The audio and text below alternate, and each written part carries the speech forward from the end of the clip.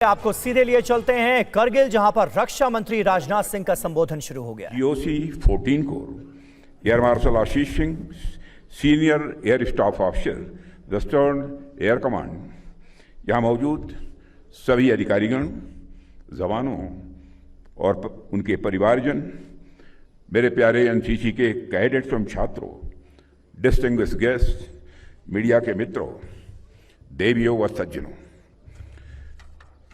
सर्वप्रथम मैं कारगिल दिवस के अवसर पर भारत माता के उन जाबाज सपूतों को नमन करता हूं जो मातृभूमि की रक्षा के लिए अपने प्राणों की आहुति देने में पीछे नहीं हटे। मैं ऑपरेशन विजय की सफलता के 26 वर्ष पूरे होने पर समस्त देशवासियों को भी हार्दिक बधाई देता हूं। साथियों, कारगिल भारत माता के मुकुट में जुड़े हुए किसी हीरे के समान है और आज द्रास में कारगिल की इस वीर भूमि पर आप सभी सैनिकों के बीच उपस्थित होकर मैं जिस गर्व की अनुभूति कर रहा हूं उसे मैं शब्दों में बयां नहीं कर सकता हूं। साथियों, जो तिरंगा आज इस मेमोरियल पर इतनी शान के साथ लहरा रहा है, इसकी आन बान और शान की एक बहुत बड़ी कीमत है। आज से ठीक 27 वर्ष पहले 1999 की जुलाई में हमारी मातृभूमि पर कायरतापूर्ण और कुटिल हमला हुआ था। पाकिस्तान ने अपनी सेना के घुसपैठियों के माध्यम से छल बल और धोखे का सहारा लेते हुए हमारी चोटियों पर कब्जा कर लिया था। ये वो चोटियां थीं जो सर्दियों में खाली रहती थी और दुश्मन ने उसी संधिकाल का फायदा उठाया। लेकिन दुश्मन हमारी सेना के शौर्य और संकल्प की ऊंचाई को भांपने में चूक गया। हमारे जवानों ने सिर्फ पहाड़ की ऊंचाइयों को ही नहीं बल्कि मानवीय सीमाओं की हर परिभाषा को भी पार करके दिखाया सारी दुनिया को। कारगिल युद्ध केवल भारत की सैन्य और कूटनीतिक विजय नहीं थी मित्रों, वह एक ऐसा क्षण था जब पूरी दुनिया ने भारतीय सैनिकों का अदम्य साहस देखा, उनका शौर्य देखा। कारगिल युद्ध के समय भारतीय जवानों की वीरता का ऐसा इतिहास रचा था जो हर भारतवासी के लिए गर्व का विषय है। भारतीय सैनिकों के अद्वितीय शौर्य के बारे में फॉर्मर कैबिनेट सेक्रेटरी और यूएसए में भारत के एम्बेसडर रहे नरेश चंद्रा जी से यूएस आर्म्ड फोर्सेस के एक जनरल ने कहा था कि यूनाइटेड स्टेट्स मैरिन्स भी शायद वह नहीं कर पाते जो भारत के जवानों ने कारगिल में करके दिखाया है। उस जनरल ने कहा था कि गोलियों के बौछार के बीच पहाड़ पर चढ़ते जाना, अपने सामने अपने साथियों को शहीद होते हुए देखना, फिर भी बिना रुके शिखर पर पहुंचकर दुश्मन से आमने सामने की लड़ाई लड़ना, ऐसा असाधारण शौर्य केवल भारतीय सैनिक ही दिखा सकता है।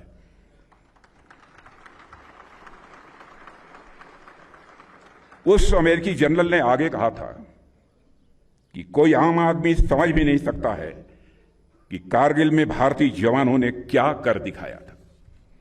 साथियों, आप जानते हैं 18,000 से 20,000 फीट की ऊंचाई है, जहां तापमान रात को -40 डिग्री सेल्सियस तक गिर जाता है, जहां ऑक्सीजन की भारी कमी हो, जहां साधारण इंसान का जीवित रहना ही अपने आप में एक चुनौती है और उसके ऊपर एक और चुनौती थी स्ट्रेटेजिक डिसएडवांटेज, यानी दुश्मन ऊपर और बंकरों में सुरक्षित बैठा हुआ था और हमारे जवानों को सीधी खड़ी चढ़ाई चढ़कर उनकी गोलियों की बौछार का सामना करते हुए नीचे से ऊपर की ओर उन्हें आक्रमण करना था।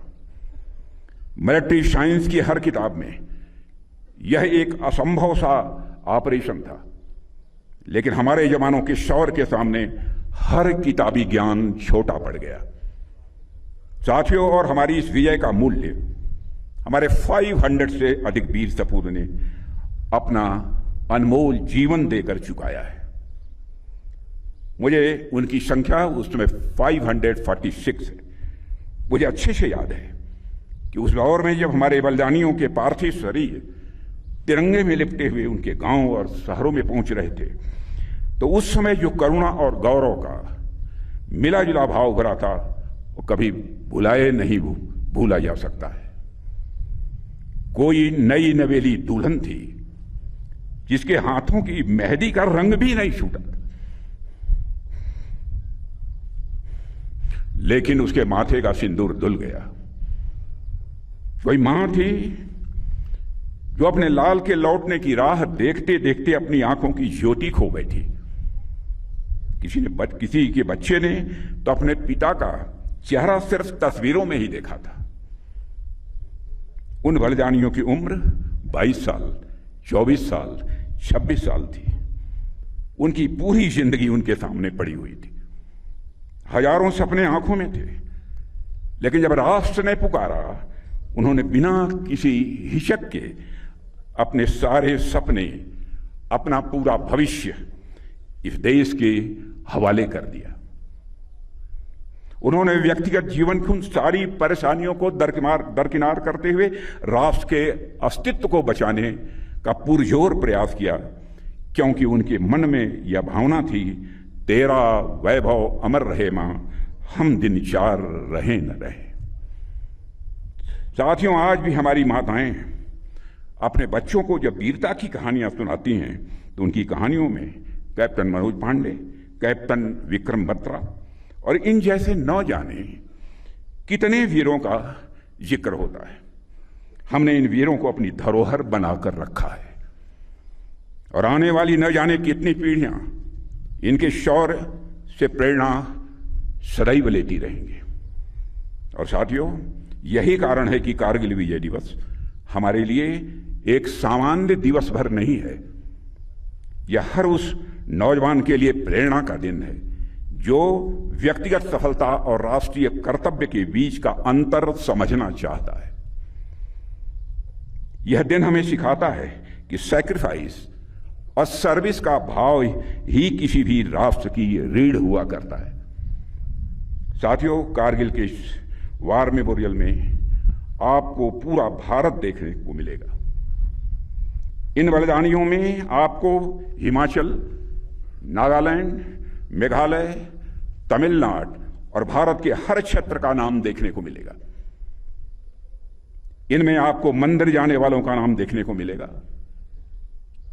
यहां मस्जिद जाने वालों का नाम आपको देखने को मिलेगा, तो वहीं गुरुद्वारे और गिरजाघरों में जाने वालों का नाम भी यहां आपको देखने को मिलेगा। साथियों, इन तमाम विविधताओं के बावजूद इन बलिदानियों का खून एक ही रंग का है और यह खून इसी एक मिट्टी में गिरा है। जो लोग इस देश को तोड़ने के सपने देखते हैं, उन्हें एक बार इस दीवार को देखना चाहिए। यह दीवार अपने आप में उनके दुस्वप्नों का एक जवाब है। साथियों, हमारे बहादुर सैनिकों ने हमेशा अपने शौर्य का परिचय दिया है, पराक्रम का परिचय दिया है।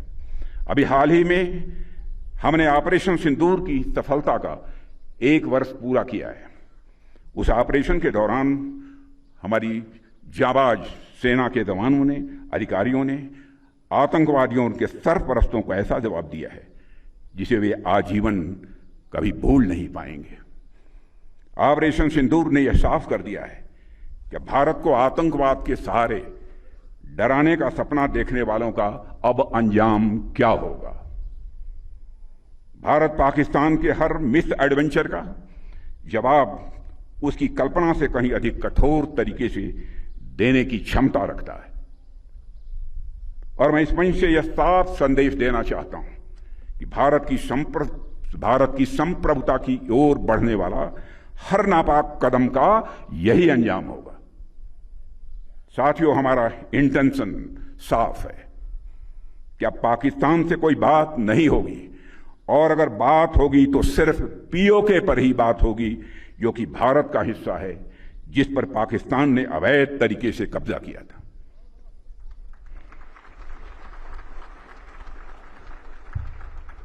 साथियों, पाकिस्तान ने इस समय आतंकवाद को अपनी सरकारी नीति का एक हिस्सा बना लिया है और वहां पर मिलिट्री और मिलिटेंट्स के बीच का फर्क पूरी तरह से समाप्त हो चुका है।